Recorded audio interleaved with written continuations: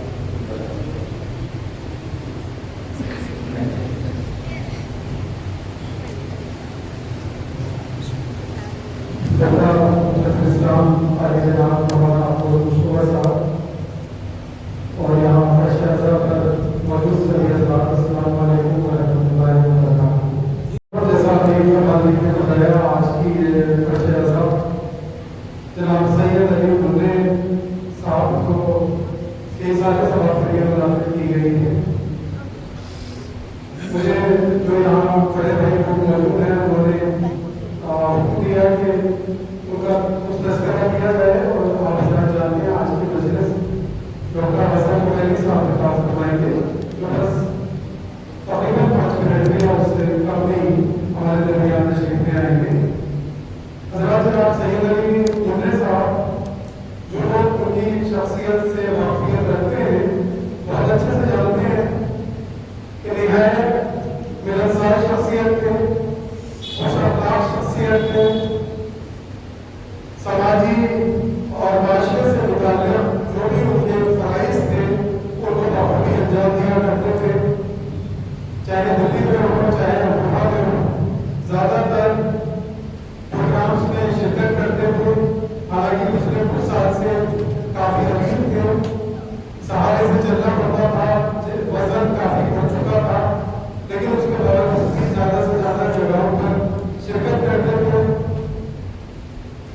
جو نوجوان تھے، نوجوانوں کو ہمیشہ بہت زیادہ دعا دیا کرتے تھے، بے پناہ محبت سے ملا کرتے تھے، اور جہاں ضرورت محسوس ہوا کرتی تھی تنقید کرنے سے بھی گریز نہیں کیا کرتے تھے۔ بہرحال ان کی وہ تنقید برائے اصلاح ہوا کرتی تھی۔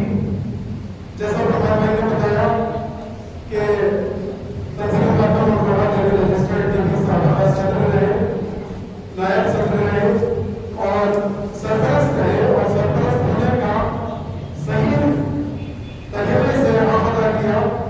جہاں ضرورت ہوتی تھی وہاں گائیڈ کرتے تھے، بتاتے تھے، اور جہاں اصلاح کی ضرورت ہوتی تھی وہاں اصلاح بھی فرمایا کرتے تھے۔ بے پناہ سال بھر ان کے گھر پہ نظم و نیاز کا سلسلہ چلتا رہتا تھا۔ اپنے گھر کا ایک فلور انہوں نے، اگر میں کہوں تو غلط نہیں ہوگا، کہ عزاداری کے لیے وقف کر رکھا تھا۔ سال بھر اس میں پروگرام ہوا کرتے تھے۔ انجمن کا ایک تاریخی پروگرام جو 28 نومبر سے متعلق ہوتا ہے شیعہ جامع مسجد کشمیری گیٹ سے درگاہ بنجر شریف تک جلوس برآمد ہوتا ہے، اس میں ان کی جانب سے نظر کا سلسلہ ہوا کرتا تھا درگاہ بنجر شریف میں۔ ان کی بھی اتفاق تھی، اور بالخصوص چاہے وہ بچے ہوں، چاہے نوجوان ہوں، چاہے بزرگ ہوں، ان سبھی سے بہت زیادہ انسیت سے، بہت محبت سے ملا کرتے تھے۔ تو خاص کر کے جو نوجوان ہیں، میرے بڑے بھائی جہاں موجود ہیں، کچھ لوگوں نے سوچا کہ ان کے سارے ثواب کے لیے ایک مجلس منعقد کرنی چاہیے، تو اسی سلسلے سے ان کے سارے ثواب کی آج یہ مجلس منعقد ہو رہی ہے۔ تقریباً 4 مہینے کافی علیل رہے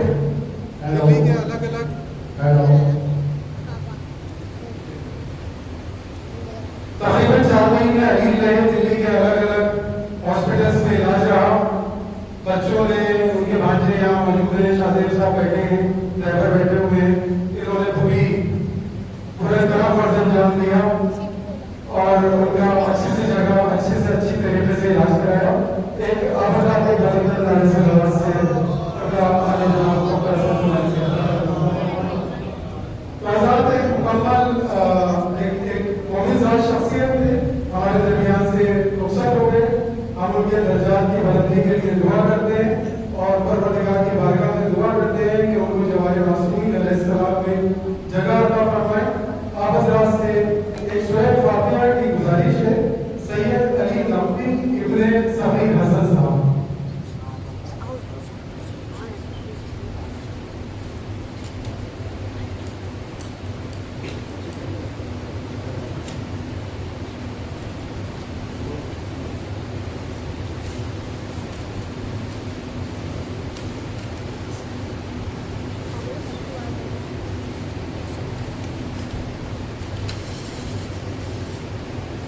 تعبیر دے رہی ہے یہ آواز دم بدم، دشتے ثبات و عزم ہے، دشتے بلا و غم، صبر مسیح کی یہ قسم اسراء کا ہے صرف ایک انسان کا قدم، اور جس کی رگوں میں آتش بدر و حنین ہے، اس سورما کا اس میں گرامی حسین ہے۔ حضرات محترم، آپ حضرات جانتے ہیں آج جو حالات ہیں، ظاہر سی بات ہے کہ ہماری یہ ذات ہے، لیکن بہرحال جو حالات چل رہے ہیں کہ ایک طرف حسینی کردار ہمیں نظر آ رہا ہے اور ایک طرف یزیدی کردار نظر آ رہا ہے۔ آئیے حضرات اس فرش ازہر کے طفیل میں ان حسینی کردار کے لیے جو حق کے لیے کھڑے ہوئے ہیں اور پورے حوصلے کے ساتھ کھڑے ہوئے ہیں، ایران ملک، ایران کی عوام اور بالخصوص ہمارے رہبر معظم آیت اللہ سیستانی صاحب کی حفاظت کے لیے، ان کی کامیابی کے لیے دعا کریں، اور جو یزیدی کردار ہمارے سامنے ہے اللہ تعالیٰ ان کو اس کو نابود کرے۔ اس فرش ازہر سے یہ دعا کرتے ہیں۔ اے مورب تو نظر انداز کرتا ہے جسے، اے مورب تو نظر انداز کرتا ہے جسے، تذکرہ اس شخص کا آیات قرآنی میں ہے، تذکرہ اس شخص کا آیات قرآنی میں ہے، اور خون کے پیاسوں کو بھی سیراب کرتے ہیں حسین، خون کے پیاسوں کو بھی سیراب کرتے ہیں حسین، اس حسینی فلسفے کا عقل حیرانی میں ہے۔ آئیے حضرات میں نہایت ادب و احترام سے عالی جناب ڈاکٹر حسن عمری صاحب سے گزارش کرتا ہوں کہ تشریف لائیں۔ آپ حضرات نے بلند پر نعرے صلوات سے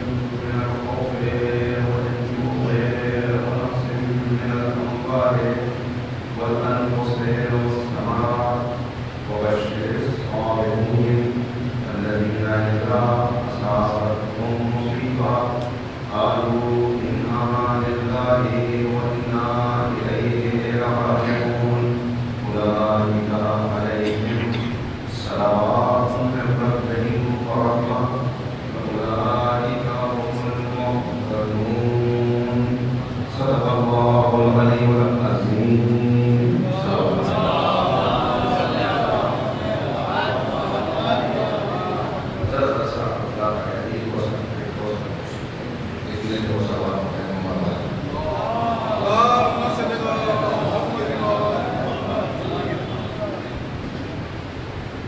ولنبلونكم بشيء من الخوف والجوع ونقص من الأموال والأنفس والثمرات ولنبلونكم یعنی وہ درجے کا جو لازم ہے اس سے کوئی فرار نہیں کر سکتا کیا ہم تم کو آزمائیں گے آزمائش اور امتحان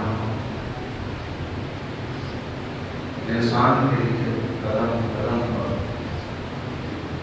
آزمائش اور امتحان ہے جن کا اسے سامنا اللہ بندوں کو کیوں آزماتا ہے اس آزمائش کا فلسفہ ہے بس بہت جلدی چند باتیں آپ کے خدمت میں عرض کرنا ہے اس لیے کہ یہ مہینہ ہی وہ مہینہ ہے اس میں ایک عظیم امتحان کی یاد ابھی دنیا کے گوشے گوشے میں ہم نے منائی ہے اور پیارے عقیدت پیش کیا جناب ابراہیم اور جناب اسماعیل اور جیسے جیسے وقت ضرور قریب آ رہا ہے امتحانات شدید ہوتے چلے جاتے ہیں دباؤ بڑھتا چلا جاتا ہے اللہ والے میدان جنگ میں ہیں باطل قوتیں متحد ہو چکی ہیں اور وہ زمانہ شاید یہ بھی زمانہ ہے جس کے لیے یہ بتایا گیا کہ وہ وقت ہوگا کہ جب تمہیں مٹانے کے لیے تمہیں ختم کرنے کے لیے تمام قوتیں جمع ہو جائیں گی اور ایک دوسرے کو یوں دعوت دیں گی کہ جیسے دسترخوان پر مہمان کو دعوت دی جاتی ہے یعنی دسترخوان پہ مہمان کی ضیافت کیسے کی جاتی ہے انسان کوشش کرتا ہے کہ زیادہ سے زیادہ یہ دیجیے یہ صاحب کے لیے یہ کھائیے یہ بہت ہوتا ہے اس طرح ساری طاقتیں جمع ہو جائیں گی انہیں مٹانے کے لیے انہیں ختم کرنے کے لیے تو اصحاب بے چین ہو گئے تو سن کے وہ کہا کہ یا رسول اللہ صلی اللہ علیہ وسلم سے بات میں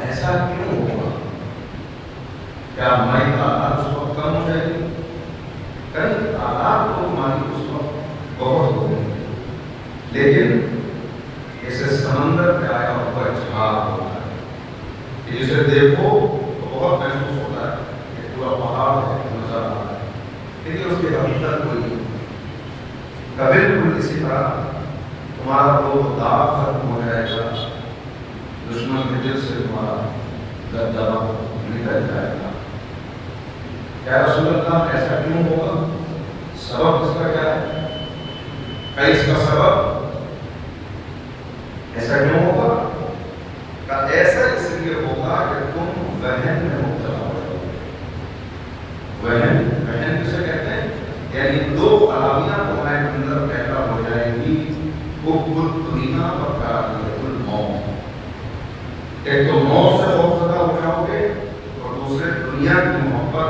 حد سے زیادہ تمہارے دلوں میں بڑھ جائے گی تو نتیجہ کیا ہوگا دشمن متحد ہوں گے منتشر ہوں گے دشمن تم کو مٹانے کے لیے ایک دوسرے کے ساتھ اتحاد کریں گے مگر تمہاری صفوں میں اتحاد نظر نہیں آئے تو شاید یہ وہی زمانہ چل رہا ہے آنے والا وقت ہمیں ظہور سے قریب کر رہا ہے اہل ایمان کے لیے آزمائشیں بڑھتی چلی جا رہی ہیں کیوں اللہ آزماتا ہے۔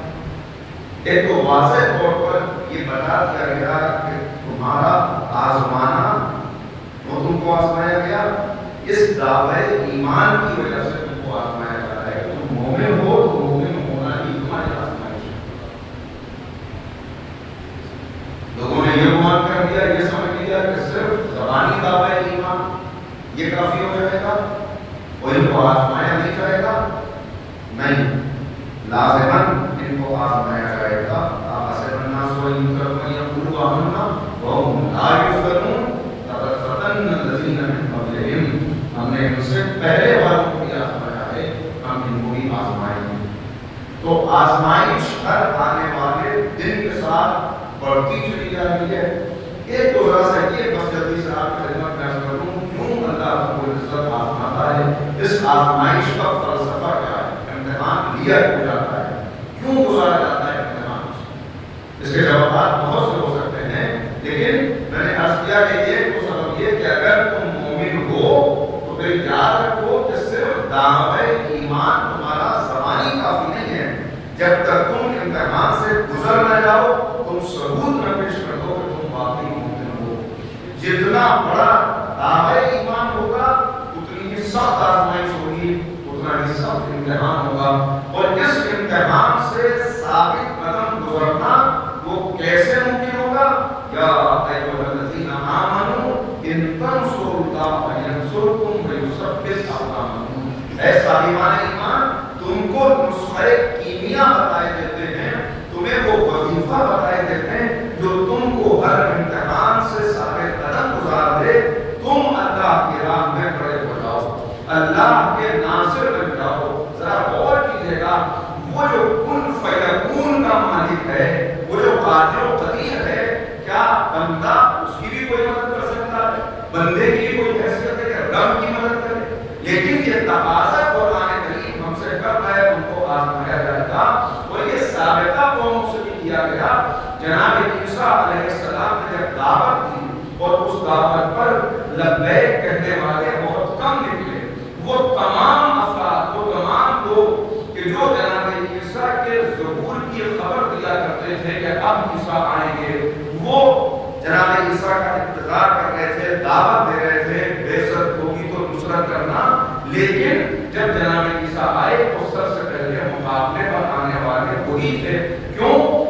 اس لیے کہ وہ زبانی دعوت کر رہے تھے، دعوت تو دوسروں کو دے رہے تھے، لیکن انہوں نے اپنے آپ کو اس امتحان کے لیے تیار نہیں کیا تھا، اپنے کرداروں کو سنبھالا نہیں تھا۔ تو اس وقت جناب عیسیٰ نے جب دیکھا کہ یہ دعوت پر لبیک کہنے والے نہیں ہیں، تو آپ نے ان کی طرف نگاہ کی کہ جو کمزور طبقہ تھا، ان کے لیے قبول کرنا نسبتاً آسان تھا، اور وہ الفاظ قرآن کریم نے محفوظ کر لیے کہ جناب عیسیٰ نے آواز دے کے کہا من انصاری الی اللہ، کون ہے تم میں جو اللہ کی راہ میں میرا ناصر بن جائے؟ قبلہ تشریف فرما ہے، اہل علم موجود ہے، من انصاری کون ہے میرا ناصر الی اللہ، اللہ کی راہ میں اللہ کے لیے میرا ناصر کون بنے گا؟ انہوں نے جواب تو دیا اسے جو قرآن کریم نے محفوظ کیا کہ انہوں نے کیا کہا؟ نحنو انصار اللہ۔ ذرا غور کیجیے گا، جناب عیسیٰ نے کہا تھا میرا ناصر کون ہے، انہوں نے جواب دیا کہ ہم اللہ کے ناصر ہیں۔ اگر دیکھیں تو یہ بظاہر گستاخی ہے کہ جناب عیسیٰ کہہ رہے ہیں میری مدد کرو، میرے ناصر بن جاؤ، اور یہ براہ راست کہہ رہے ہیں کہ ہم اللہ کے ناصر ہیں۔ لیکن ان کا جذبہ شاید اتنا سچا تھا، ان کی بات، ان کا جوش اور ولولہ جس میں آ کے انہوں نے یہ بات کہی کہ اللہ رب العزت نے ان کی اس لبیک کو، ان کے ان الفاظ کو نہ صرف قبول کیا بلکہ قرآن کے دامن میں یوں ہی محفوظ کر دیا کہ ہم اللہ کے ناصر ہیں۔ اور اب جب نبی کا دور آیا تو پیغمبر سے یہ نہیں کہلوایا من انصاری الی اللہ، بلکہ اللہ نے براہ راست کہا یا ایھا الذین آمنوا ان تنصروا اللہ ینصرکم۔ اے صاحبان ایمان، تم اللہ کے ناصر بن جاؤ، اللہ تمہارا ناصر بن جائے گا، ویثبت اقدامکم، اور تمہارے قدموں میں ثبات عطا کر دے گا۔ صلوات علیہ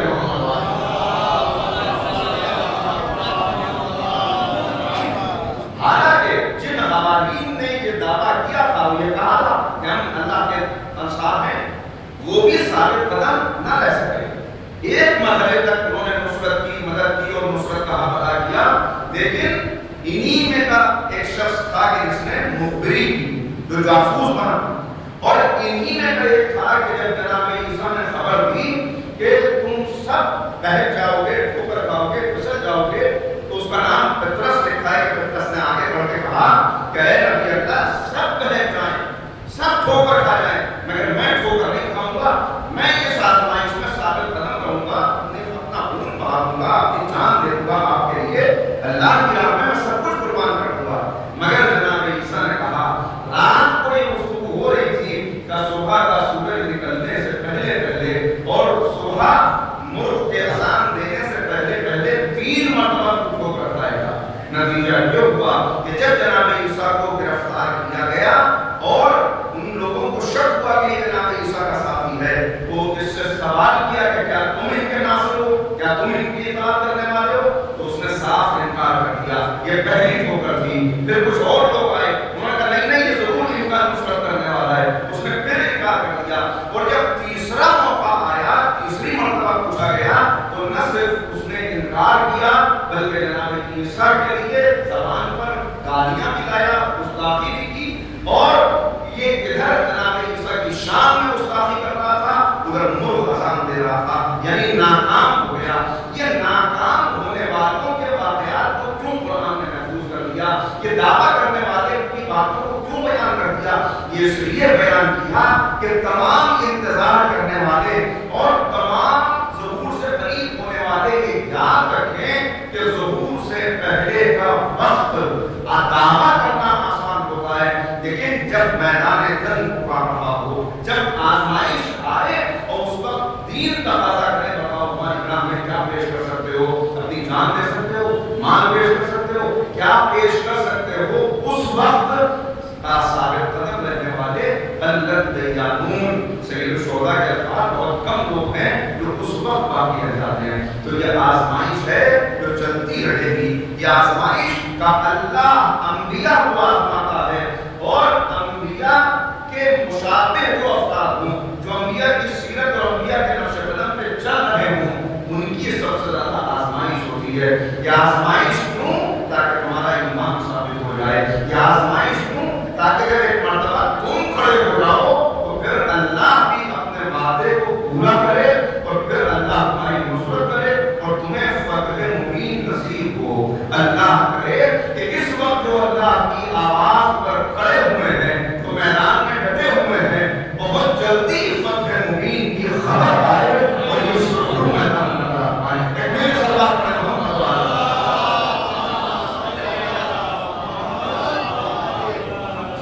مگر جناب ابراہیم کے واقعات ابھی آپ نے سنے، خطبوں میں آپ نے سنے ہوں گے، یہ باتیں آئی ہوں گی۔ 3 چیزیں، یہ صرف ایک دیکھیے بات کیا ہے، ہم اپنے آپ کو کیسے سنبھالیں، اس کے لیے 2-3 باتیں عرض کرنا چاہتا ہوں۔ تو امتحان کیوں؟ امتحان اس لیے، ایک جملہ کہہ رہا ہوں کہ اللہ ہم کو امیر سے ملانا چاہتا ہے، ہماری ہم سے ملاقات ہو جائے، ہمیں پتہ چل جائے ہر ٹرائل کے بعد، ہر امتحان کے بعد، ہر آزمائش کے بعد انسان کے اندر ایک نیا نکھار پیدا ہوتا ہے، قوموں کو عروج حاصل ہوتا ہے، قومیں بلند ہوتی ہیں جب وہ امتحانوں سے گزاری جاتی ہیں۔ بالکل میں بات یہاں پہ یاد آئی تو جلدی سے عرض کر دوں کہ تحریر نے حیات الحیوان میں لکھا ہو، اس کو آیت اللہ دستگیر شیرازی نے اس کو بیان کیا، حوالہ ایک نتیجہ نکالا ہے۔ کیا بتایا؟ انہوں نے بتایا کہ ریگستان میں ظاہر کہ صحرا کے بہت سے جانور ہیں، کا ایک جانور جو 12 سنگا کا 12 سنگا سخت گرمی کے موسم میں رہتا ہے۔ اچھا بعد میں اونٹ کے لیے واقعہ لکھا، لیکن جو حوالہ میں آپ کو خدمت کر رہا ہوں اس میں 12 سنگے کا تذکرہ ہے کہ یہ 12 سنگا یہ ریگستان میں رہتا ہے، ریگستان میں رہتا ہے، گرم موسم، سخت گرم موسم کو برداشت کرتا ہے، اور جب کبھی اس کا ریگستان سے گزر ہوتا ہے، اسے سانپ بہت پسند ہے، لہذا کہیں پر اگر اسے سانپ مل جائے تو یہ سانپ کو کھا لیتا ہے۔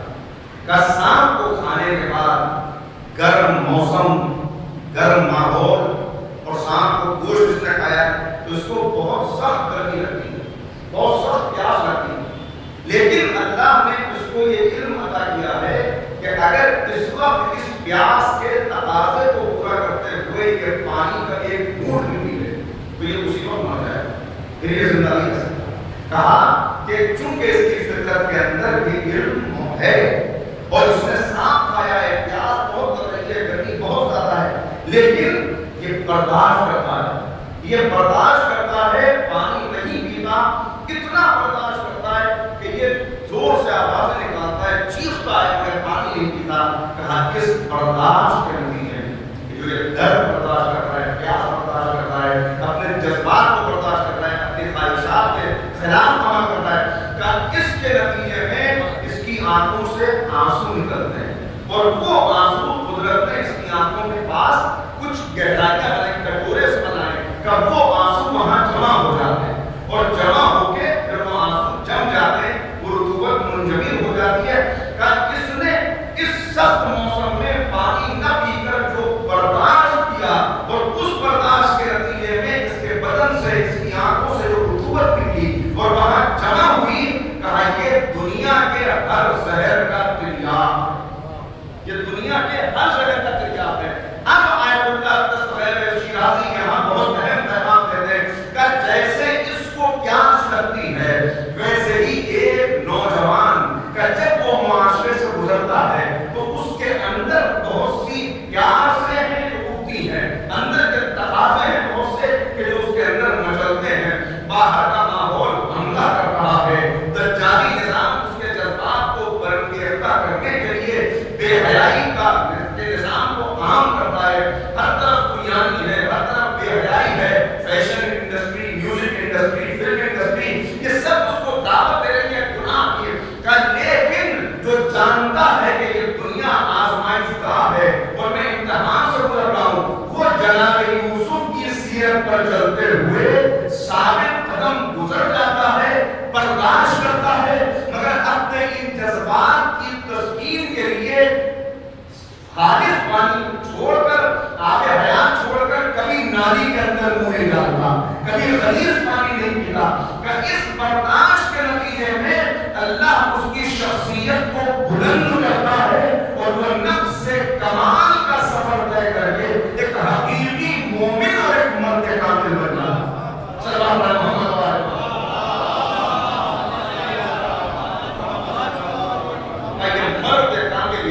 سے کمال کا سفر ہے جس کے لیے امتحانات سے گزرنا ہے, ہر طرف سے حملہ ہے. ان حملوں کا سامنا کرتے ہوئے انبیاء کی سیرت کو سامنے رکھ کر, ائمہ کی سیرت کو سامنے رکھ کر ذرا غور کیجیے گا, امتحانات کا مثالی کردار بنا کے جناب ابراہیم کو پیش کیا گیا. اور بھی انبیاء ہیں جو آزمائش سے گزارے گئے, لیکن خصوصیت کے ساتھ جناب ابراہیم مرد کامل, قرآن کے مرد کامل کہ جس سے ایک مرتبہ قدرت نے تقاضا کیا کہ اے ابراہیم ہماری راہ میں کیا دے سکتے ہو؟ اسلم کا ابراہیم تسلیم ہو جاؤ. تو جناب ابراہیم کا جواب کہ انہوں نے کہا اسلم, میں تسلیم ہو گیا. یہ قرآن کے الفاظ ہیں, اسلم تو کہہ کے. اب جب انہوں نے قدم بڑھایا اس راہ میں آگے بڑھے تو ایک کے بعد ایک آزمائشیں ہیں جن سے وہ گزر رہے ہیں, اور انہی آزمائشوں سے ہمارے لیے پیغامات ہیں کہ ہم کیسے آزمائشوں سے سارے طرح گزریں. بس ایک دو اشارے.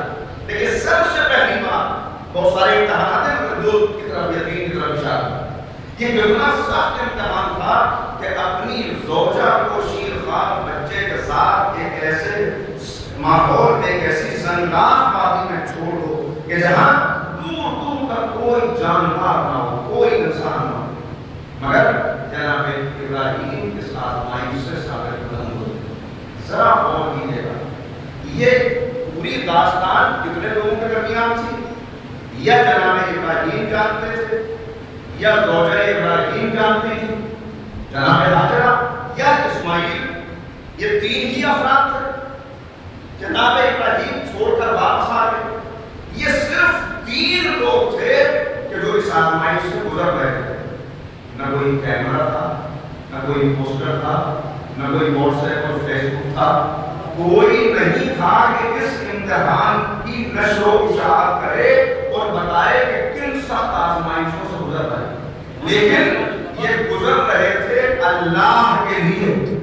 بس تینوں کا رخ تھا اللہ کی طرف، یعنی آواز آ رہی تھی من انصاری اللہ، اور یہ کہہ رہے تھے نحن انصار اللہ، ہم اللہ کی راہ میں اٹھے۔ تو اب ذرا غور کیجیے گا کہ نہ کوئی شہرت، نہ کسی اور کا اس کے اندر کوئی کردار، بس اس آزمائش سے ثابت قدم گزرے، اسی صحرا کے اندر یہ بات دفن ہو کے رہ جاتی، کسی کو پتا بھی نہ چلتا، مگر جس کے لیے اٹھے تھے اس نے آواز دی کہ اے ابراہیم زمانہ گزر جائے گا اور یہ چھوٹا سا یہ صحرا اور یہاں پر تمہاری یہ قربانی، لیکن ہم ہر سال دنیا کے ہر گوشے میں اور زمین کے ہر خطے میں اس کی ایسی گونج پیدا کریں گے کہ قیامت تک تمہاری داستان میں رہے گا۔ مطلب یہ جب اللہ کے لیے نکلو تو اللہ کے لیے نکلو، اس وقت یہ خیال نہ ہو یہ شہرت مل جائے، یہاں پر لوگ مجھے ستائش کرنے لگے، بالکل سلے کی پرواہ کیے بغیر بس اس راہ میں قدم بڑھا دو۔ یہ بہت بڑا پیغام اس داستان کا ہے۔ پھر ذرا سا آگے بڑھیے، مجھے بس اشارے کرنے کو، پھر ذرا سا آگے بڑھیے۔ اب کتنا سخت مرحلہ ہے، مرحلہ کتنا سخت ہے، کیوں آخر رب کریم چاہتا ہے کہ جناب ابراہیم اپنے بیٹے کی گردن پر چھری رکھتے، چھری چلا دیں، میری راہ میں اس کو ذبح کر، ذرا غور کیجیے گا۔ اور یہ بیٹا کیا ہے؟ یہ بیٹا علماء تشریف فرما ہے، اہل علم موجود ہے، یہ بیٹا 86 سال یا 90 سال کی عمر ہے، تب اللہ نے بڑی دعاؤں کے نتیجے میں یہ بیٹا عطا کیا، یعنی یہ بیٹا جناب ابراہیم کی کل کائنات ہے، ان کا کل سرمایہ ہے، ان کا سب کچھ ہے۔ قربانی کے مفہوم کو تو سمجھے نا، صرف دمبا پہ چھری چلا دینا، بکرے کو ذبح کر دینا، یہ قربانی کا مقصد نہیں ہے، بلکہ قیامت تک اس قربانی کی گونج کو باقی بھی اس لیے رکھا گیا کہ تم اس قربانی کو دیکھتے چلے جاؤ اور خود قربانی کی راہ پر قدم بڑھاتے چلے جاؤ۔ یہ اصل میں کیا ہے؟ چھری کس پر رکھی؟ کہ یہ ہے ابراہیم کی کل کائنات کا، جو کل کائنات کو، کل سرمایہ کو اس کی راہ میں قربان کر دے، اس کو ابراہیم کہتے ہیں۔ نہیں، میں تمہیں اور زیادہ آسان کروں، یہ چھری اسماعیل کی گردن پہ بعد میں آئی، پہلے اس نے باپ کے دل کو چیرا۔ اس چھری نے پہلے باپ کے دل میں جو بیٹے کی محبت تھی اس کو چیرا، تب بیٹے کی گردن تک آئی۔ پر یہی تقاضا تم سے ہے، اللہ کو نہ گوشت چاہیے نہ خون چاہیے، یہ بکرے کی چھری پر گردن رکھ کے اصل میں تم یہ پیغام دے رہے ہو کہ کل اے معبود تو نے اپنے بندے کو پکارا تھا تو ابراہیم نے اپنی کل کائنات تیری راہ میں قربان کر دی تھی، میں بھی اپنی کل کائنات تیری راہ میں قربان کرنے کے لیے حاضر ہوں۔ یہ چھری ہے ان تمام جو انسان کے ورلڈلی ریلیشنز ہوتے ہیں ان سب کے اوپر یہ چھری ہے، یہ چھری۔ اچھا، اب ایک بات آپ کے خدمت میں عرض کروں، اگر یہ واقعہ یہیں تک رک جاتا، ارباب دانش موجود ہیں، اہل علم تشریف فرمائیں، ذرا غور کیجیے گا، اگر یہ واقعہ وہیں پر رک جاتا کہ جناب ابراہیم نے چھری رکھی، اللہ نے دمبا بھیج دیا، جناب ابراہیم کی قربانی قبول ہو گئی، اللہ نیتوں کو دیکھنے والا ہے، اور نبی زادہ بچ گیا، نبی زادہ محفوظ ہو گیا، اگر یہیں پر داستان رک جاتی تو آج میرے لیے، آپ کے لیے، کمزور لوگوں کے لیے بڑا آسان تھا یہ کہنا کہ وہ تو نبی کا بیٹا ہوتا ہے کہ جسے اللہ بچا لیتا ہے۔ ہمارا بیٹا اس راہ میں قربان ہو تو کوئی دمبا نہیں آتا، ہماری اولاد اس راہ میں قربان ہو تو کوئی اللہ کی طرف سے مدد نہیں آتی۔ ہم بڑی آسانی سے کہہ جاتے کہ نبی زادے کو اللہ نے بچا لیا کیونکہ وہ خاص الخاص تھے، مگر ہمیں نہیں بچا، ہماری اولاد کو نہیں بچایا، اس کو اس راہ میں قربان کیا، تو قدرت نے کہا نہیں، تم کو اس اعتراض کا موقع نہیں دیں گے، وہ فدیناہ بذبح عظیم، ہم اس قربانی کو ذبح عظیم میں بدل دیں گے۔ ہم نے ایک نبی زادے کو بچا لیا تاکہ تمہیں یہ پتا چل جائے کبھی ہم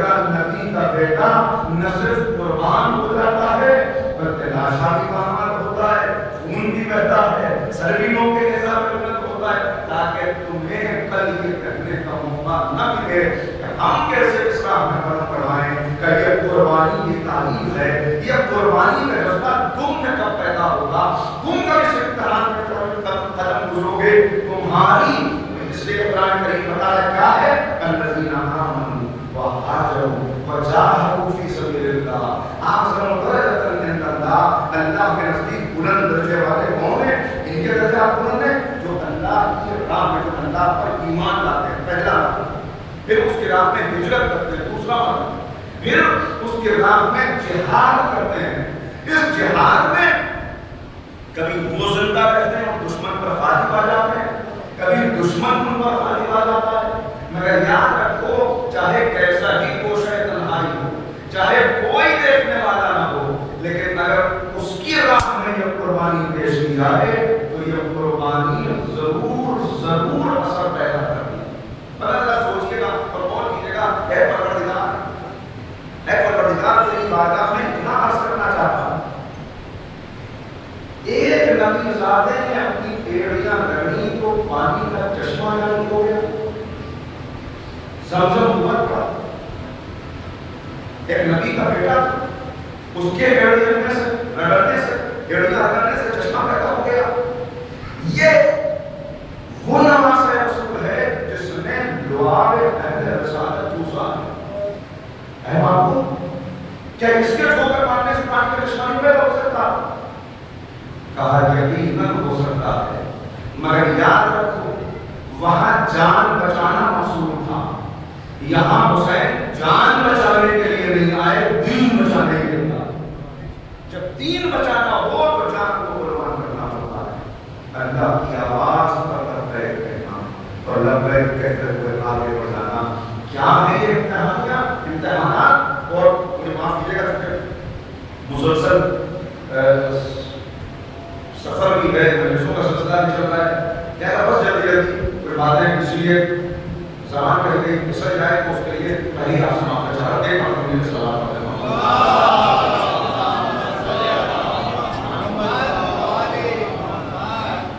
تو بھائی یہ امتحانات اس لیے کہ تم دیکھو آیت اللہ نفوتی کا واقعہ دیکھا، ایک مرتبہ ان کے شاگردوں نے ان کو دیکھا کہ صاحب وفات ہو گئے، بہت ہی لفظ تو اس نے سوال کیا کہ آپ کی اس میڈیا کا سبب کیا ہے؟ کہا ابھی مجھ پر کچھ نئے حقائق واضح ہوئے ہیں، میرے نام کو آگے سے کچھ پڑھتے جاتے ہیں، کچھ نئے حقائق انسان ہیں۔ اچھا تو اس میں گریہ کرنے کی کیا بات؟ کہا گریہ کرنے کا سبب یہ ہے کہ میرے پاس بہت سے لوگ آتے تھے جو دعا کے لیے درخواست کرتے تھے کہ آپ دعا کر دیجیے تاکہ ہماری پریشانی دور ہو جائے، ہمارے اوپر سے مصیبت ٹل جائے۔ میں ان کے لیے دعا کرتا تھا، اللہ رب العزت اس دعا کو قبول کر لیتا تھا۔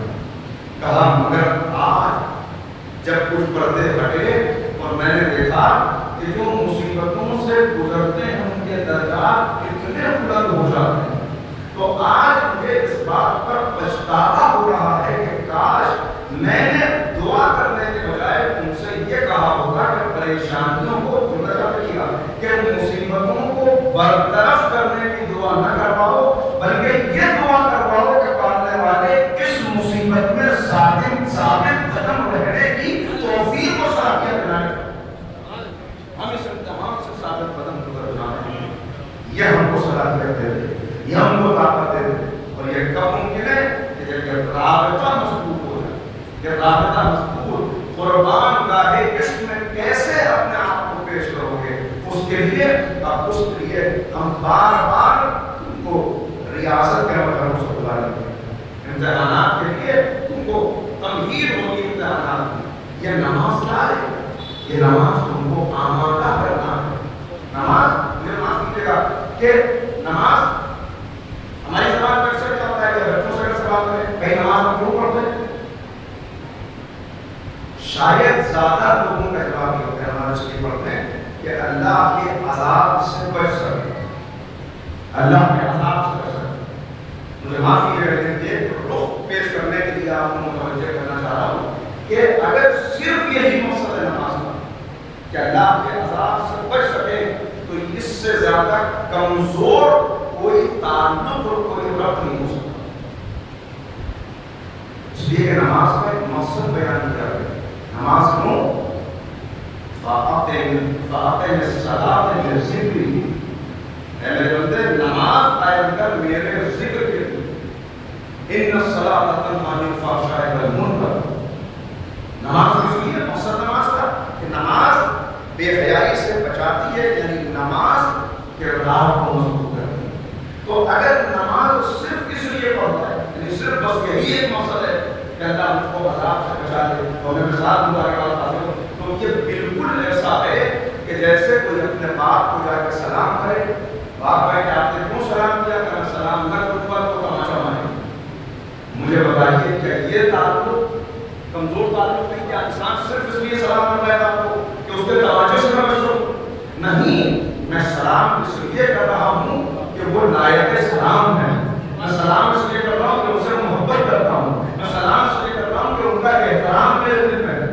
تو نماز اگر جہنم سے بچنے کے لیے ہے تو گویا باپ کے تماچے سے بچنے کے لیے صرف باپ کا احترام کرتا ہے.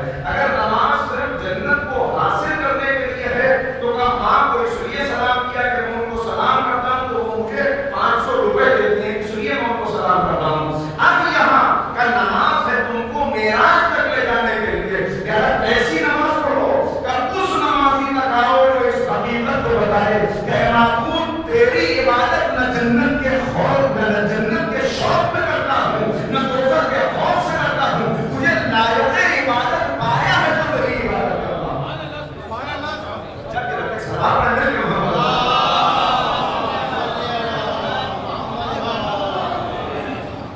جب یہ تعلق یوں مضبوط ہوگا تو آپ جو سجدہ ہوگا، آپ جو عبادت ہوگی، یہ عبادت اس لیے جب یہ ایک مرتبہ یہ رگ و ریشے کے اندر یہ بات اتر گئی، خون کے قطروں کے اندر یہ عقیدہ حل ہو گیا کہ میرا جو کچھ ہے وہ اسی کا خدا ہوا ہے.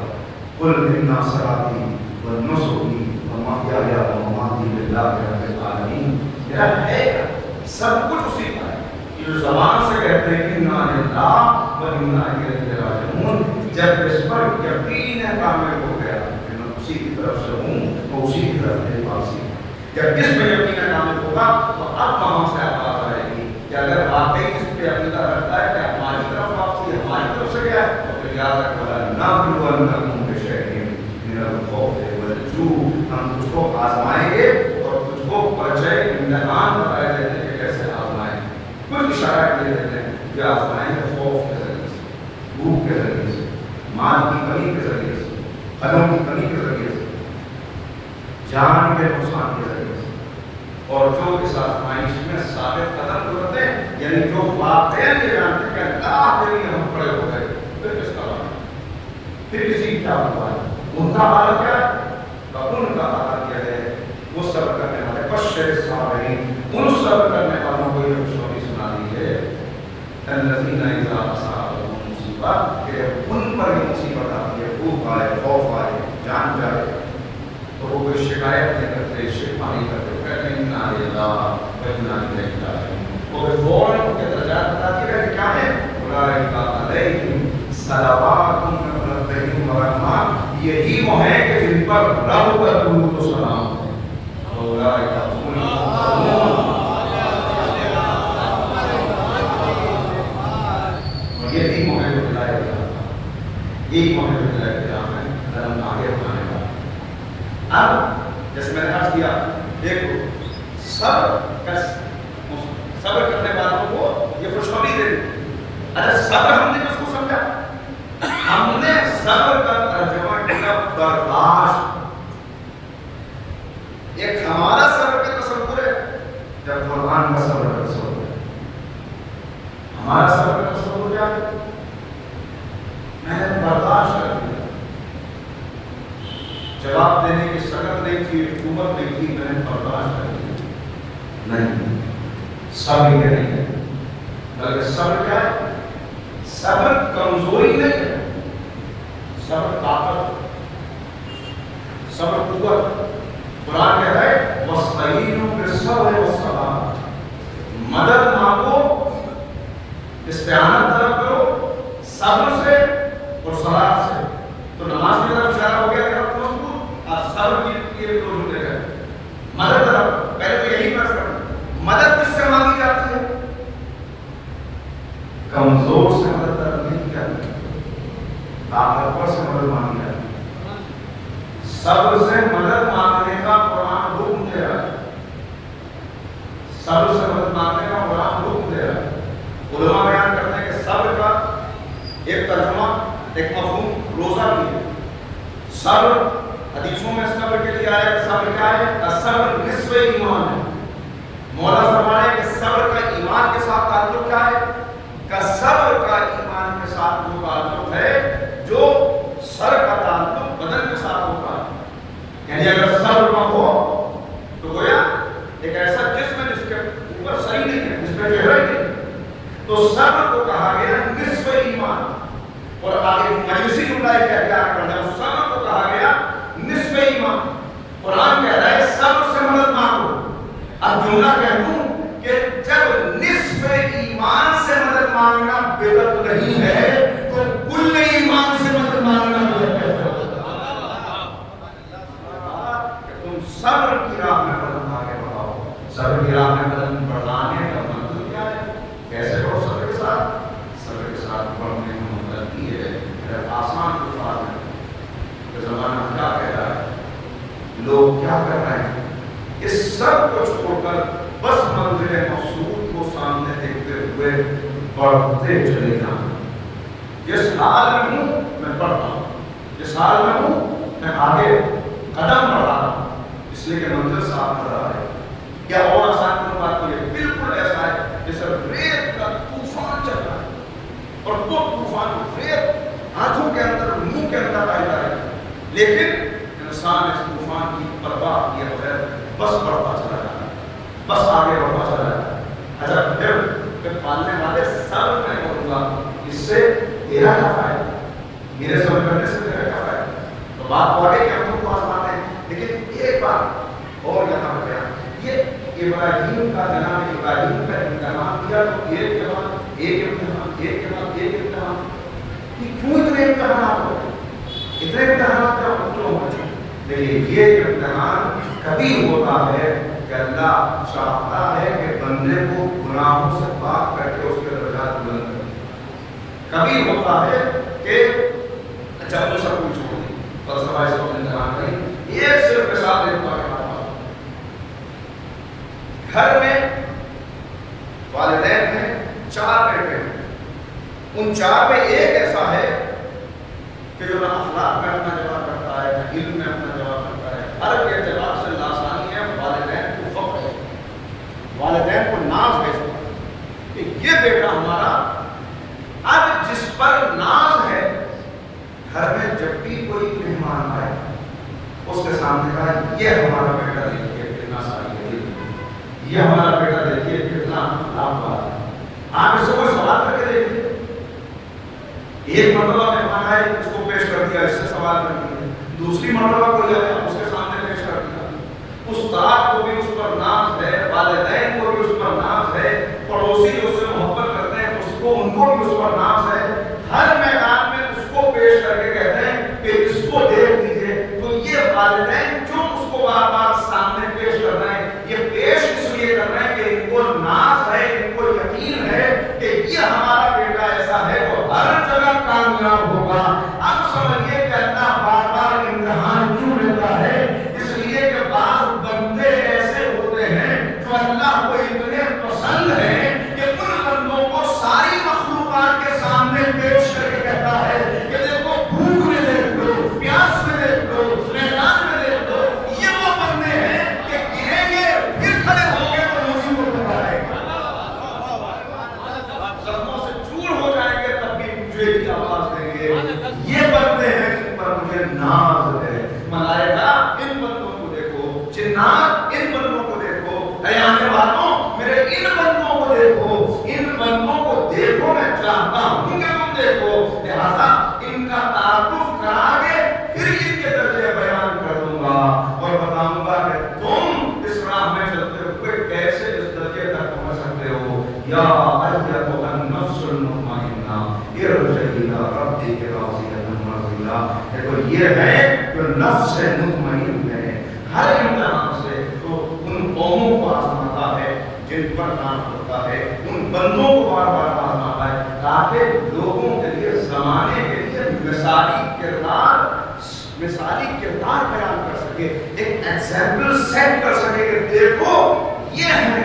کتنی مصیبت آتی ہے، قدم لڑکھاتے ہوئے ہوں تب بھی کھڑے ہو کے مجھے پکارتے ہیں، زبان لڑکھا جائے تب بھی مجھے پکار دیتے ہیں کہ جب یہ تعلق تمہارا مجھ سے پیدا ہو جائے پھر گھبرانے کی ضرورت نہیں ہے، پھر زمانہ تمہیں مٹا نہیں سکتا، پھر کوئی تمہیں ختم نہیں کر سکتا، پھر تم زمانے میں زندہ قوم بن جاؤ گے. حالات اسی طرف لیے جاتے ہیں. اور میں نے عرض کیا کہ اس وقت جتنا رب سے تعلق مضبوط ہونے کی دلیل کیا ہے، معلوم کیسے؟ کہا کہ رب سے تعلق مضبوط ہونا کیسا ہے، اس کے لیے نفسوں کے ہاتھ جیسے ہوتا ہے کسی چیز کا ایک سمبولک لینگویج ہوتی ہے، اس میں معلوم ہوتا ہے کہ یہ دیکھ لو کہ تمہارا وقت کے امام سے تعلق کتنا مضبوط ہے، امام سے کتنا تعلق. کسی کا باپ کھو جائے، مل نہ رہا، دل کٹنے لگتا ہے، دل ٹکڑے ٹکڑے ہونے لگتا ہے، میرے والد کہاں چلے گئے، بس اپنے آپ سے سوال کرنے لگا. امام امت کا روحانی باپ، امام کو اس درجے پہ جس پہ سب کچھ قربان، والدین بھی قربان، اولاد بھی قربان. ابھی میرے ماں باپ آپ کا قربان ہوتا ہے، میری اولاد آپ کا قربان. ذرا اس تک پہنچنے کا راستہ ذرا ٹرانسفر کر رہے ہیں، بس آپ نے کہا ہے ان يتقبل الله وإلى رسوله وإلى أمير المؤمنين وإلى فاطمة وإلى الحسن. میں تقبل چاہتا ہوں اللہ، میں قربت چاہتا ہوں رسول اللہ، قربت چاہتا ہوں امیر المومنین، میں قربت چاہتا ہوں خاتون جنت، میں قربت چاہتا ہوں امام حسن. ان سب سے تقرب کی منزل کیسے طے کرو؟ کہ موالات دے، اے حسین تیری محبت کرنے سے، اے آقا آپ کی محبت وسیلہ بنے گی، آپ کی محبت ذریعہ بنے گی. اگر آپ کی محبت کا میں نے حق ادا کر دیا تو پھر مجھے پنجتن کی قربت بھی مل جائے گی، اس مالی کو خالق کی قربت بھی مل جائے گی. اس لیے کہ حسین باب اللہ، حسین باب الرسول، حسین باب الجنہ، جنت کا دروازہ. لہذا قیامت تک جتنی قربانیاں دی جائیں گی، حق کی راہ میں جتنے اٹھنے والے اٹھیں گے، جتنی آوازیں بلند ہوں گی، ان سب کو توانائی کربلا سے ملے گی، قوت کربلا سے ملے گی، حوصلہ کربلا سے ملے گا. کربلا والوں کا کردار سامنے ہوگا اور پھر اسلام میں قدم بڑھانے والا بڑھتا چلا جائے گا. اس لیے ایک مثالی امت، ایک مثال قربانی اس کے سامنے ہو جب قدم بڑھائے. ہاں اس مثالی قربانی کو سامنے رکھتے ہوئے پھر اسلام میں آگے بڑھنا ہے اور کہاں تک پہنچانا ہے کہ وہاں سے سند لے جانا. کہ بندے میں راضی ہو گیا، تو بھی راضی ہو جا، راضی پر رضا ہو جا. مگر شرط کیا ہے کہ تنصر اللہ، پہلے تم میری راہ میں پیش کرو. کہ کیا پیش کر سکتے ہو؟ جو کچھ تمہارے پاس ہے وہ دے کے بھی بارگاہ میں حاضر ہو. کیا مطلب ہے؟ عقل سے سب کچھ چھوڑ دیں، اپنی عملی زندگی سے ہٹ جائیں، بس اس طرح قدم بڑھائیں. نہیں، آخرت تک پہنچنے کا ذریعہ ہے دنیا مزرعۃ اللہ. لہذا ہم نے قدم قدم پر جو کچھ تم سے مانگا ہے، ایک کربلا گزر چکی، ایک کربلا آنے والی ہے، ایک کربلا سے خود تمہارا سامنا ہے، اس لیے کہ کسی معاشرے کے اندر تم کو ہر کردار نظر آئے گا، کسی معاشرے کے اندر تمہیں تمہارے ساتھ بھی نظر آئے گا، تمہیں برا بھی نظر آئے گا، لہذا اب تمہیں انہی کربلاؤں کا سامنا کرتے ہوئے آگے بڑھنا ہے۔ تم کیا کردار اپنی زندگی میں بھائی کا حق مان لینے والا کیا اس لائق ہو سکتا ہے کہ کل حضرت عباس کے وچن کے نیچے کھڑا ہوتا ہے؟ اپنی زندگی میں باطل کی پیروی کرنے والا، باطل کے حق میں آواز بلند کرنے والا کیا ممکن ہے کہ حضرت ابھی بن کے ساتھ کھڑا ہو؟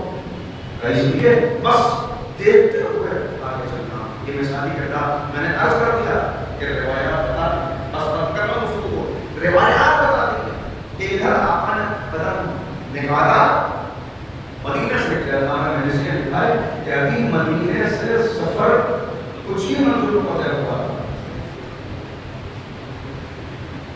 کہ جنات کی ایک جماعت آئی اور سلام کر کے آقا ہمیں اجازت دے دیجیے کہ اس کے بعد سے ہم ہر مرحلے پر آپ کے ساتھ رہیں، آپ کے دشمنوں کا مقابلہ کریں، آپ کا دفاع کریں۔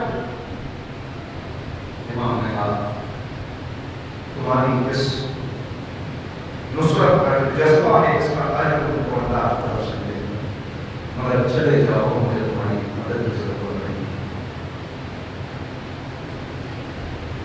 واپس کر دیا کربلا میں، پھر ملائکہ آئے، جنات آئے، مگر کسی کی نصرت آقا نے نہیں دی، سب کو واپس کر دیا، سب کو پلٹا دیا۔ جس نے کسی کی نصرت نہیں دی، نہ صرف یہ کہ کسی کی نصرت نہیں دی بلکہ ہر مرحلے کے اوپر یہ اعلان کرتے ہوئے، یہ بتاتے ہوئے چلے کہ وہ اسلام پر آیا اور کیسی مکے میں جو خطبہ دیا اس کا خلاصہ ہوتی جو میں کیا کہتے ہیں، کیسے لکھتے ہیں؟ 1 سال پہلے خطبہ میرا اس میں اپنا مکمل تعارف کرا چکے تاکہ کسی کو یہ شک نہ رہے، کوئی یہ نہ کہہ سکے کہ حجت تمام دی ہوئی اس کو معلوم نہیں۔ خطبہ میرا ہم ہے دیکھیے گا کس طرح امام نے خطبہ میرا سب کچھ حجت تمام، اور اب جب چلے گئے ہیں کو ان سے بدل کر اور اتنا کہا کہ موت ہمارے نزدیک ایسی ہے کہ جیسے جوان لڑکی کے لیے دہے کھانا۔ کوئی طویل خطبہ نہیں، کوئی تعارف نہیں، میں ہوں یہ سب پچھلے سال بتا چکے ہیں، اس کی ضرورت نہیں۔ یہ سب 4 مہینے مکے کے قیام کے دوران جتنے آنے والے ہیں ان سب پہ حجت تمام کر چکے ہیں، ان سب کو بتا چکے ہیں تاکہ کل کوئی یہ نہ کہتے کہ ہمیں خبر نہیں تھی، ہمیں بتا نہیں۔ اب صرف اتنا کہہ دیتے ہیں موت میرے نزدیک ایسی ہے جیسے جوان لڑکی کے لیے کہا ہے۔ میں اپنے جد سے ملنے کا ایسا مشتاق ہوں جیسا یعقوب یوسف سے ملنے کا مشتاق ہوں۔ میں صاف دیکھ رہا ہوں، میں صاف دیکھ رہا ہوں کہ صحرا میں میرا لاشا پڑا ہوا ہے اور خونخوار درندے مجھ پر ٹوٹے ہوئے، انسان نما درندے وہ مجھ پر حملہ آور ہے اور میرے جوڑ بند کو علیحدہ کرتا ہے۔ جو میرے ساتھ آئے گا وہ نہ ہوگا، میں صبح کو انشاءاللہ روانہ ہو جاؤں گا۔ بس نہ کوئی طویل تعارف، نہ کوئی اور بات، سیدھی سیدھی بات کہ میں جا رہا ہوں، بدلگاہ نظر آ رہی ہے، اپنا انجام مجھ کو معلوم ہے، نہ صرف اپنی شہادت میں خبر دے دی، اپنی لاش کی پامالی کا بھی اشارہ کر دیا، یہ بھی بتا دیا کہ اسلام میں ہمیں شہادت پیش کرتی ہے، اسلام میں ہمیں قربان ہونا ہے، اور ایک دعوت دے دی کہ جو میرے ساتھ آئے گا وہ کامیاب ہوگا۔ مگر کون آیا؟ کوئی نہ آئے گا، کوئی افراد تھے جو مدینے سے ساتھ چلے تھے، وہی مکے سے بھی ساتھ چلے، مگر مکے سے اگلے مرحلے تک آنے تک مقام زوادہ پہ جب پہنچے کہ جہاں جناب مسلم کی شہادت کے ہو رہی ہے، اس وقت تک بہت سے قابل نشین تھے، بہت سے افراد تھے جو آقا کے ساتھ ہوئے، خاصے لوگ تھے۔ اس وقت پھر خطبہ دیا اور اس خطبے میں واضح طور پر ارشاد فرمایا، اس سے پہلے میں سے اشارہ کر رہا ہوں، اس سے پہلے جب گھر کے لشکر سے سامنا ہوا تھا، کل دعا کیا تھا. تو بولتے دیتے ہوئے آگے بڑھے تعارف کراتے ہوئے کیا بتایا؟ دیکھو مسلم کی شہادت کے اوپر آئی ہے، ہمارا سفیر کوفے میں شہید کیا جا چکا ہے، لہذا تم میں سے جو چلا چاہے وہ چلا جائے. سب الگ ہو گئے سوائے ان افراد کے کہ جو واقعی آقا پر جان دینے کے لیے آئے تھے. ہر مرحلے کے اوپر بتانے کا مقصد کیا ہے؟ دنیا اپنے ساتھ لشکر بڑھاتی ہے، آقا حقائق کو واضح کرتے ہوئے آگے بڑھ رہے ہیں. مگر اب سنیے گا، جس نے مدینے سے لے کر شب عاشور تک مجمع کم کیا، جس نے کہا جسے جانا ہے وہ چلا جائے، جو شب عاشور کہتا تھا کہ جاؤ چلے جاؤ، دیکھو اگر تمہیں جانے میں شرم آنے ہیں تو چراغ فل ہے، اگر تمہیں جانے میں تکلف ہے تو میرے عزیزوں کا ہاتھ پکڑ کے چلے جاؤ، میں تمہاری جنت کی ضمانت دیتا ہوں. جنت کی ضمانت لے کر جہنم کا خوف بھی ختم کر دیا، جنت کا شوق بھی ختم کر دیا. اب جنت کی وجہ سے کوئی آقا کے ساتھ نہیں ہے، اب جہنم کے خوف سے آقا کے ساتھ نہیں ہے، بلکہ اب آقا کے چلے جاؤ تو کیا آوازیں آئیں؟ کسی نے کھڑے ہو کے کہا مولا جانے کے لیے کہہ رہے ہیں، اگر قینچی سے کاٹ کے اس جسم کو ٹکڑے کیا جائے، قیمہ کیا جائے اور پھر جسم پر روح پلٹائی جائے تب آقا پھر آپ کی خدمت میں آ جائیں گے. اور مولا اگر 70 مرتبہ ایسا ہو اور پھر آپ کی خدمت میں جان دینے کا موقع ملے تو قدم پیچھے نہ ہٹائیں گے. کسی نے کہا مولا آپ کو چھوڑ کے چلے جائیں، تمہیں جنگل کے درندے کھا لیں اگر آپ کو چھوڑ کے چلے جائیں. تو یہ جو ہر منزل پر کہنا ہے چلے جاؤ، پھر وہ میدان کربلا میں جب تنہا ہے تو پکار رہا ہے حل من ناصر ینصرنا، حل من مغیث یغیثنا، حل من معین یعیننا، اے کوئی نصرت کرنے والا. اے مولا جب بار بار یہ کہہ رہے تھے کہ چلے جاؤ، جنات کو واپس کر دیا، ملائکہ کو واپس کر دیا، راستے میں شامل ہونے والوں کو واپس کر دیا، تو پھر اب کیوں کہہ رہے ہیں کہ میرا مددگار کون ہے؟ پھر اب کیوں پکار رہے ہیں کہ میری آواز میں لگتا ہے کہنے والا کون ہے؟ شاید آقا جواب دیں کہ انہیں الگ اس لیے کیا کہ جان بچانے کے لیے مجھے مددگار نہیں چاہیے، میں پکار رہا ہوں. ہے کوئی جو حسینی کردار کو لے کے آگے بڑھے، ہے کوئی جو کربلا کی روشنی میں زندگی گزارے. قیامت تک آنے والوں میں تمہیں پکار رہا ہوں. میری صدائے حق تمہاری سماعتوں میں دستک دیتی رہے گی. کہاں ہے لبیک کہنے والے، کہاں ہے لبیک کہنے والے؟ اے پروردگار آج لبیک کہنے والے میدان میں کھڑے ہوئے ہیں، مالک غیب سے ان کی نصرت فرما دے. لبیک کہنے والے موجود ہیں، آنے والے فتح مبین عطا کر دے. اللہ کو آسان مرحلہ نہیں ہے، بڑے بڑے بہادر پیچھے رہ جاتے ہیں، مگر جو ایمان کی طاقت کے ساتھ لبیک کہہ کے آگے بڑھے وہ اس راہ میں قربان ہو جاتے ہیں. بڑوں کا ذکر کیا ہے، اس راہ میں چھوٹے چھوٹے بچے قربان ہیں. جانتے ہیں جب جناب مسلم بن موسیٰ کی شہادت ہوئی ہے نا، مسلم 86 سال کے مسلم بن موسیٰ ان کا لاشا سامنے پڑا ہوا ہے اور اپنی شہادت سے پہلے وصیت کر کے گئے. جانتے ہیں کیا وصیت کی؟ لب ہل رہے تھے، جناب حبیب قریب آئے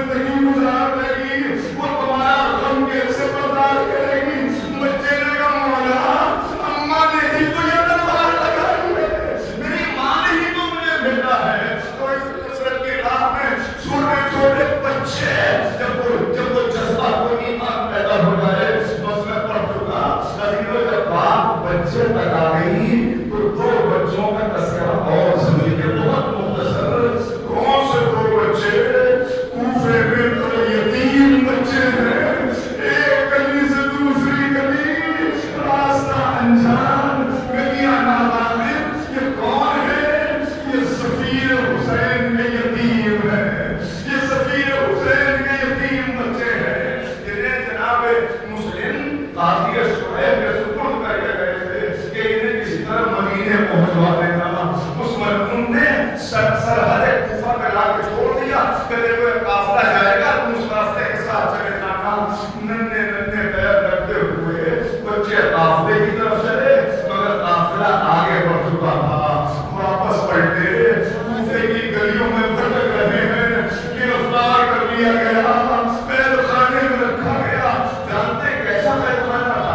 ایسا قید خانہ لکھا ہے ایک بچہ 10 سال کا ہے, ایک 9 سال کا ہے. کیسا قید خانہ کہ اس میں 24 گھنٹے میں ایک مرتبہ غذا ملتی ہے. خدا آپ کے بچوں کو سلامت رکھے. میں آپ سے ایک سوال کر دوں, دیکھیے بچوں کے بارے میں آپ یہ جانتے ہیں بچوں کو بھوک بار بار لگتی ہے. بچہ ایک بار میں اپنا پیٹ نہیں بھرتا, چھوٹے بچے بار بار کھاتے ہیں. مگر اللہ یہ خاندان رسالت کے یتیم بچے ہیں. جتنے کا غذا بہت کم ہے تو کس انداز سے زندگی گزاری. دن کو روزہ رکھتے ہیں, راتوں کو عبادت کرتے ہیں. ایک دن چھوٹے بھائی نے بڑے بھائی سے کہا, بھیا محمد مجھے گھر کی بہت یاد آ رہی ہے, وطن بڑا یاد آ رہا ہے, مجھے اماں یاد آ رہی ہے. بھیا ایک مرتبہ اس داروغ زندان سے کہیں شاید یہ ہم پہ کوئی مہربانی کرے. لیجئے محمد اور ابراہیم دونوں داروغ زندان کے پاس آئے, بڑے ادب کے ساتھ اس سے بات کرنی شروع کی. کہا بھائی اتنا بتاؤ کیا تم محمد رسول اللہ کو جانتے ہو؟ ان کے بھائی علی مرتضیٰ سے واقف ہو؟ میں تو علی سے محبت کرنے والا ہوں. پھر تو ان کے بھائی عقیل کو بھی جانتے ہو. ایک مطلب کر کے کہا بچہ بتاؤ تو صحیح کہ یہ تم کیوں سوال کر رہے ہو, تمہارا کیا تعلق ہے؟ کہ ہم عقیل کے پوتے ہیں, ہم مسلم کے یتیم ہیں. میں اتنا سنتا تھا, ایک مطلب قدموں میں بیٹھ گیا. اے بچوں تم نے پہلے کیوں نہ بتایا؟ آج رات میں زندان کا دروازہ کھول دوں گا تاکہ تم باہر نکل جاؤ. دروازہ کھلا, بچے باہر نکلے, ادھر سے ادھر بھٹکتے رہے. کچھ سمجھ میں نہ آیا. صبح کا اجالا پھیلنے لگا. فرات کے کنارے ایک درخت کے اوپر چھپ گئے. کنیز پانی بھرنے آئی. پانی کے اندر بچوں کے چاند سے چہرے نظر آئے. اپنی مالکہ کو اطلاع دی. بچے ایک اہل بیت کے چاہنے والی کے گھر پہنچ گئے. مگر زیادہ دیر نہ گزری تھی, ظالم شوہر واپس آیا. اب جو وارث نے بچوں کو دیکھا کہ تمہیں تو میں پورے دن تلاش کر رہا تھا. لیجئے بچوں کو لے کے چلا. کیسے لے کے چلا؟ ایک بات آپ کی خدمت میں عرض کروں, جانور کے لیے حکم ہے کہ جس جانور کی قربانی کرنی ہو اس کو چھری نہ دکھانا. مگر آئے یتیمان مسلم چھری کو ہوا میں لہراتا ہوا. ایک مرتبہ بچوں نے دیکھا غلام کو, کہا آپ بلال حبشی کے قبیلے سے معلوم ہوتے ہیں, جانتے ہم کون ہیں؟ ہم خاندان رسالت کے بچے ہیں. غلام دریا میں کود گیا, بیٹا الگ ہو گیا. آخر کو وارث آگے بڑھا. بچوں